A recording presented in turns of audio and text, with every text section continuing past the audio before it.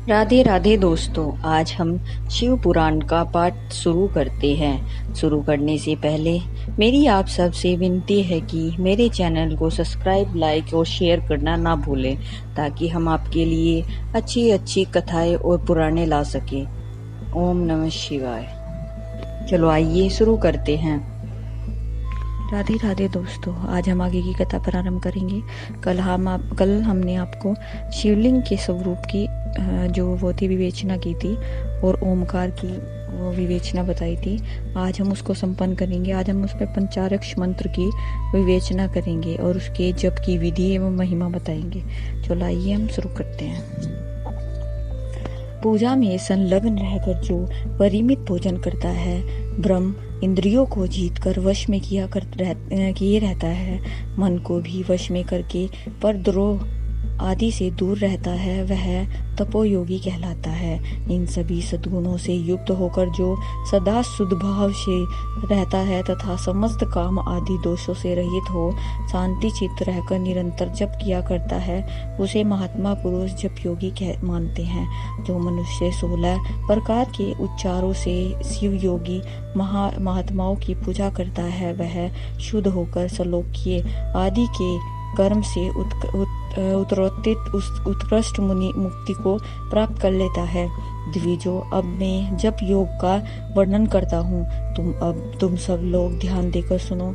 तपस्या करने वाले के लिए जप का उपदेश किया गया है, क्योंकि वह जप करते करते अपने आप को सर्वथा शुद्ध निष्पाप कर लेता है। ब्राह्मणों पहले नमः पद हो, उसके बाद चतुर्थी विभक्ति में भी शिव पर शब्द हो तो पंचतत्व नमः शिवाय मंत्र कर होता है। इसे शिव पंचाक्षर कहते हैं। यह स्थूल प्रणव रूप है। इस पंचाक्षर के जप से ही मनुष्य संपूर्ण स्थितियों को प्राप्त कर लेता है। पंचाक्षर मंत्र के आदि में ओकार लगाकर ही सदा उसका जप करना चाहिए।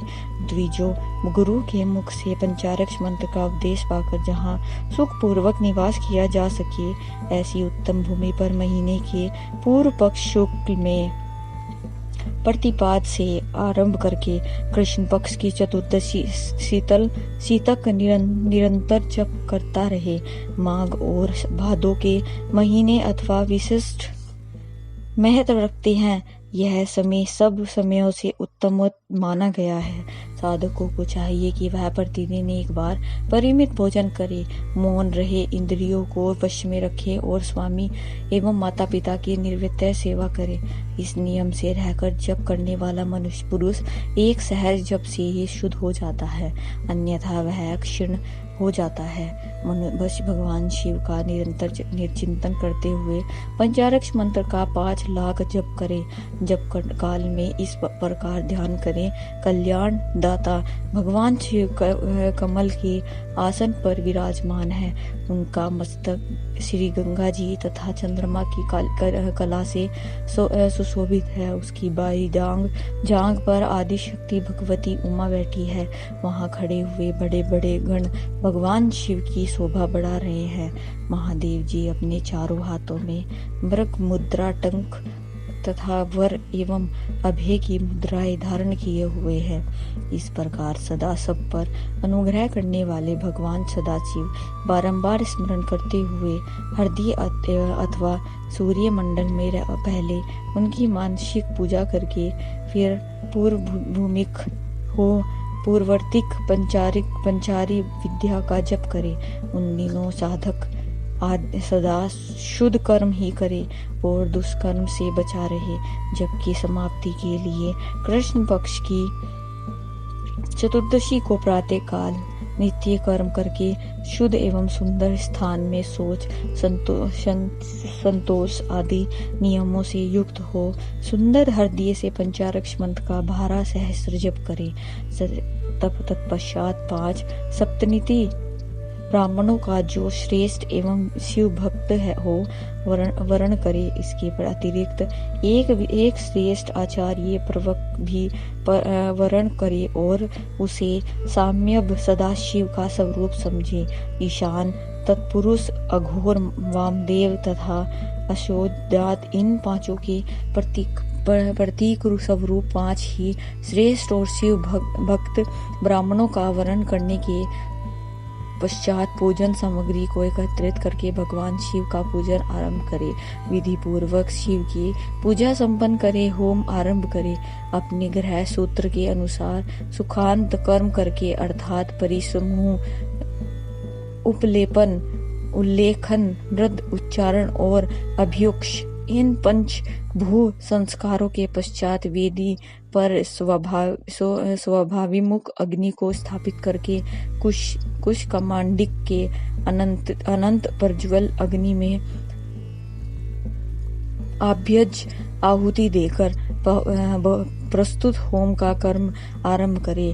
कपिला गाय के घी से 1101 अथवा 1001 आहुतियां स्वयं ही दे अथवा विद्वान पुरुष शिव भक्त ब्राह्मणों से 108 आहुतियां दिलाए। होम कर्म समाप्त होने पर गुरु को दक्षिणा के रूप में गाय और बैल देने चाहिए। ईशान आदि के प्रतिरूप जिन 5 ब्राह्मणों का वर्णन किया गया है उसको ईशान आदि का स्वरूप ही समझे, अर्थात आचार्यों को सांब सदाशिव का स्वरूप माने।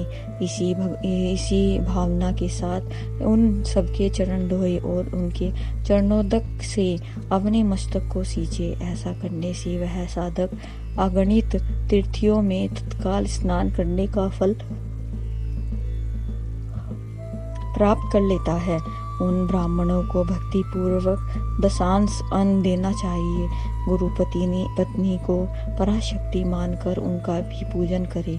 ईशान आदि कर्म से उन सभी ब्राह्मणों का उत्तम अन्न से पूजन करके अपने वैभव विस्तार के अनुसार रुद्राक्ष, वस्त्र, बड़ा और पुआ आदि अर्पित करे। तदनंतर दिक्पाल आदियों को बलि देकर ब्राह्मणों को भरपूर भोजन कराए। उसके बाद देवेश्वर शिव से प्रार्थना करके अपना जप समाप्त करे। इस प्रकार पुष्पाचरण करके मनुष्य उस मंत्र को सिद्ध कर लेता है।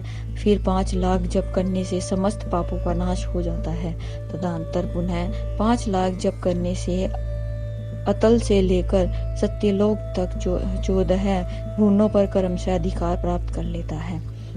यदि अनुष्ठान पूर्ण होने के पहले बीच में ही साधक की मृत्यु हो जाए तो वह परलोक में उत्तम भोग भोगने के पश्चात पुनः पृथ्वी में जन्म लेकर पंचाक्षर मंत्र के जप का अनुष्ठान करता है।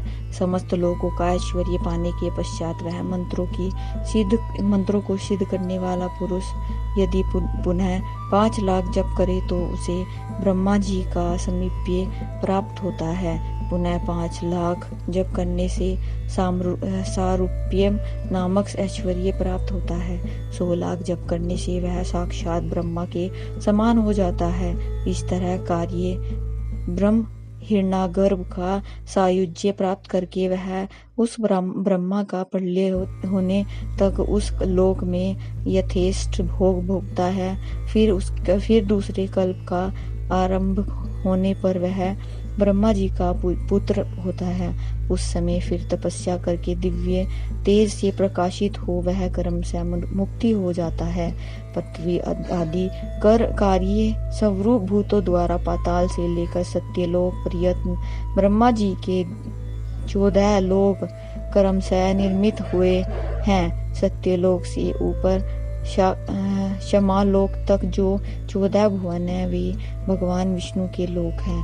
क्षमालोक से ऊपर सूचीलोक पर्यंत 28 भुवन स्थित हैं। सूचीलोक के अंतर्गत कैलाश में प्राणियों का संहार करने वाले रुद्रदेव विराजमान हैं।